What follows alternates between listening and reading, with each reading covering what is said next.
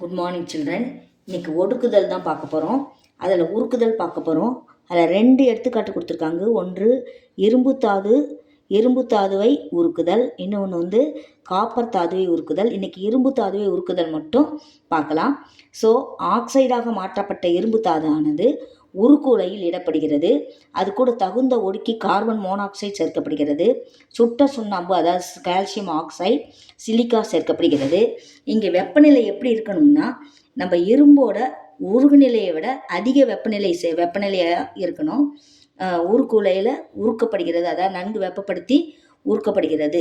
Condition என்னென்னா, நம்ம இரும்போட உருகு நிலையை விட வெப்பநிலை அதிகமாக இருக்கணும். இவ்வாறு உருக்கப்படும் பொழுது இரும்பு ஆக்சைடு தாதுவானது உருக்கப்பட்டு கார்பன் மோனாக்சைடால் ஒடுக்கப்பட்டு நமக்கு இரும்பு கிடைக்குது. அவ்வளோதான் பிள்ளைங்களா. உங்களுக்கு ஈஸியாக புரியணுங்கிறதுக்காக இரும்பை மட்டும் தனியாக எடுத்து நடத்தியிருக்கேன். ஒரே நிமிஷம்தான் இந்த வீடியோவை பாருங்கள். லைக் பண்ணுங்கள், ஷேர் பண்ணுங்கள், சப்ஸ்கிரைப் பண்ணுங்கள்.